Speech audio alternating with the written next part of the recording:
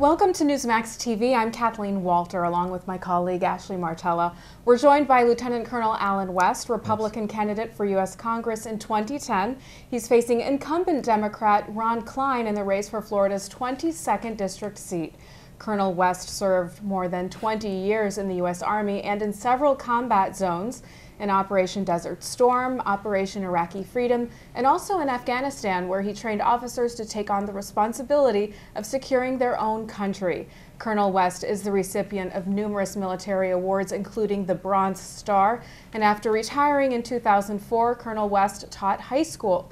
He holds 2 master's degrees and is married and a father of 2. Welcome to Newsmax TV, Colonel. Thank you so much for having me. Welcome to Newsmax, Colonel. Nice to see you. It's a pleasure being here. All right, all across America, Americans are honoring Martin Luther King Jr., first black president now in office.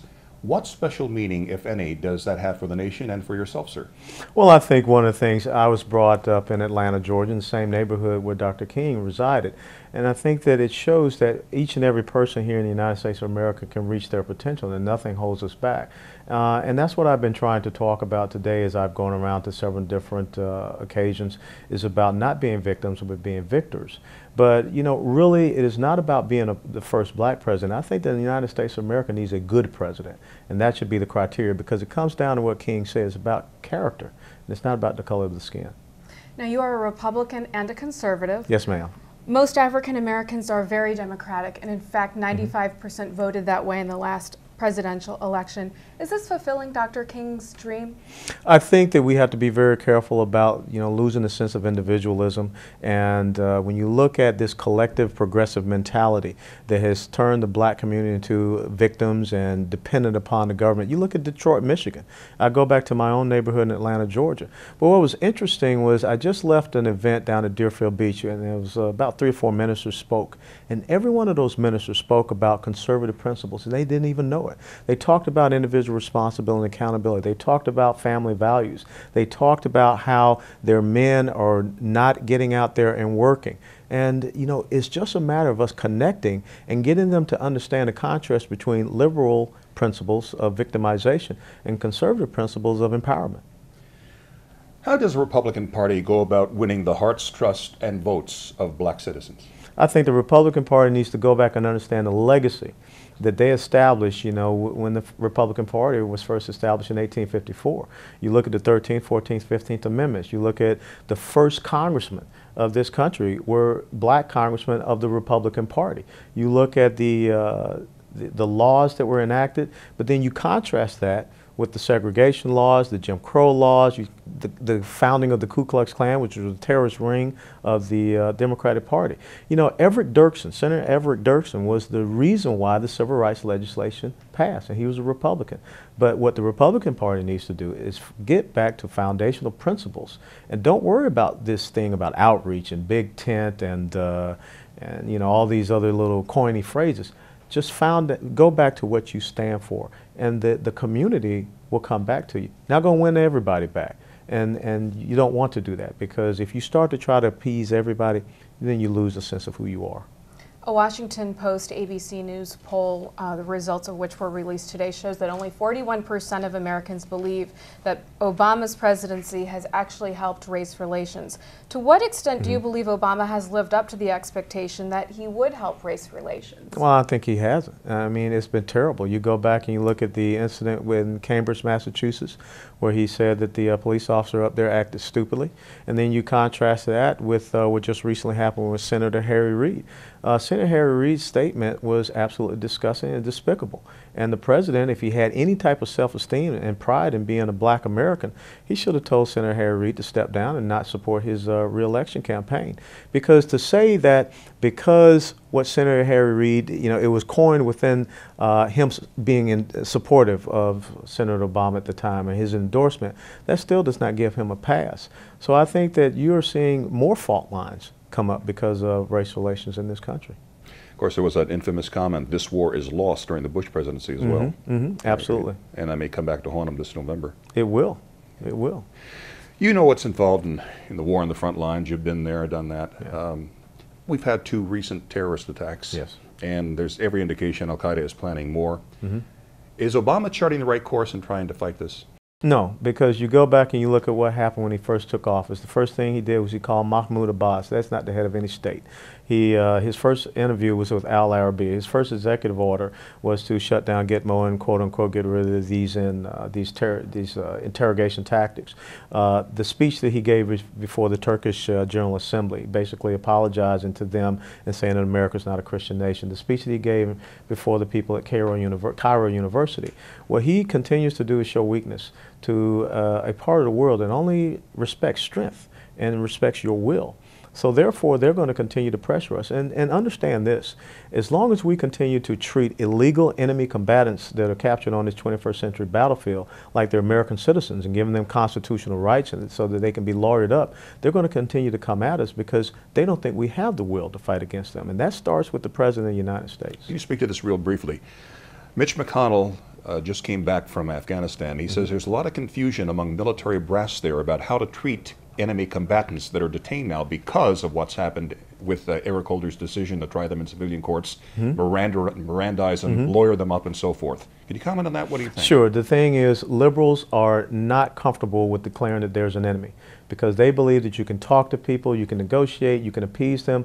Those words don't exist over there. Now, if you're an American soldier, sailor, airman, marine, or even Coast Guardsman in the combat zone now, to think that this person that you have now picked up on the battlefield has rights that you're entitled to, that maybe this person has to be Mirandized, that maybe this person will be released back onto the battlefield like we've seen with some of these guys coming out of Gitmo going back to Yemen. It's very confusing. I have a nephew who is continuing on my footsteps, a young captain. It's very perplexing to the young men and women we put on the battlefield right now. But it comes back to something. We have never clearly identified who this enemy is. You know, when we sit around as the President of the United States talks about Taliban or Al-Qaeda, it would be just the same as during World War II if Roosevelt was talking about fighting the 12th Panzer Division. You know, that's not the true enemy. The true enemy is Islamic totalitarianism and the state-sponsored terrorism. That is the strategic enemy that we need to be focused on.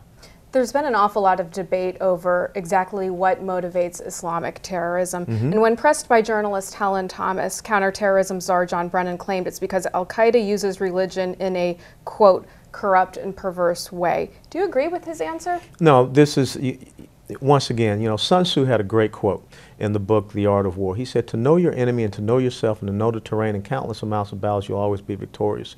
You've got to go in, you need to read the Quran. You need to read the Hadith of Muhammad. You need to read the Surah to understand this enemy. You need to realize that Islam really is not a religion. It's a theocratic political system that has disguised itself as religion. And they have been fighting against Western civilization since the 7th century.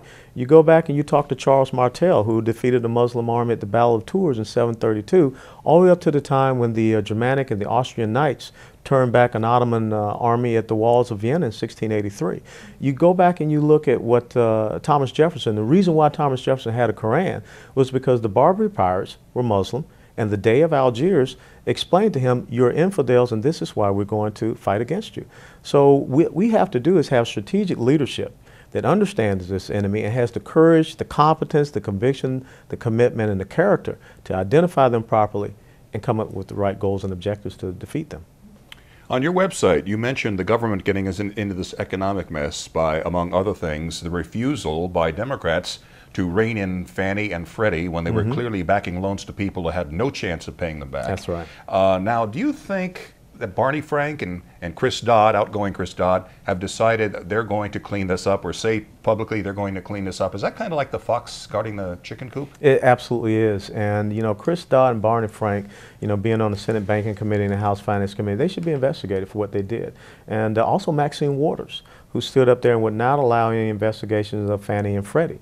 You know, it comes back to understanding what the right mandates of the federal government is. You know, no one has a right to own a home. It's a privilege to own a home. But when the federal government comes in and starts to change the rules, you know, it's what I call equal opportunity versus equal achievement, where they try to design and engineer the outcomes and results. You see what happens. So just imagine now if all of a sudden this health care bill goes through and everyone says, you know, we have a right to health care, what that will create for us down the road as far as an economic morass. Now, the healthcare overhaul the Democrats are trying to ram through against overwhelming opposition by Americans. Your website mentions a little known but very compelling fact. Mississippi and Texas recently passed legal reform, tort reform, medical liability reform, and their health insurance premiums for those residents dropped 70%. Absolutely. But you know, if you go back to last September when Howard Dean was speaking with Congressman Jim Moran in Alexandria, Virginia at a town hall meeting, and a person stepped up and asked Howard Dean, why is tort reform not included in your legislation? And it was the first time that I could, you know, say that I agree with Howard Dean when he said, because we don't want to take on the trial lawyers lobby. So here's a very viable solution. They refuse to do it because their number one lobby group, their number one donator, won't allow them to do so. So, you know, who do we have up there in Washington, D.C.? You talked about the fox watching the hen house. That's exactly what's going on. Now, your state, Florida, has one of the largest populations of Haitians outside of Haiti. Are you satisfied by the U.S. response to the tragedy in Haiti, this earthquake? Yes, you know, it is not just the U.S. response here in Haiti. You go back to look at Indonesia with the tsunami, in Pakistan when I was there serving in Afghanistan, what we did to help them there. But let's talk about what the real issue is. We have a country, Haiti, 206 years has been independent. It has not progressed whatsoever. You know, we can continue to give them fish, or we can teach them to fish. We can continue to make them a ward of the state, or we can finally start to help them to have the right type of leadership and promote the right type of infrastructure through education and other things so that Haiti stands up on itself. 206 years, and it's in a state of failure. Now, you ran for Congress in 2008, and at that time your supporters declared you a true American hero with the charisma of Ronald Reagan, a great man with the stature of Lincoln, and presidential material. This election cycle, the Republican National Congressional Committee views you as one of the strongest challengers to an incumbent. Specifically, what is your platform and what separates you from Democratic Congressman and incumbent Ron Klein? Well, it's very simple. You know, first and foremost, I'm a conservative, and that's how my parents brought me up. And conservative values, based upon the limited government, is reading and understanding the Constitution and the mandates of the federal government and sticking with that. You know, we can no longer have this federal government that's growing bigger and bigger. I don't believe in the entitlement class. I don't believe in enslaving the American people. I believe in the American people being empowered. I think that our national security is very important because no matter how prosperous we are, if we're not safe, if we're not secure like we saw on Christmas Day, it means nothing. I think the number one thing we have to reestablish in our culture is a sense of individual responsibility and accountability. I'm tired of victimization. In the military, we call it the self-licking ice cream cone because the government creates victims. Victims then become wedded to the government, dependent upon the government. Government grows because it has to provide the entitlements to them.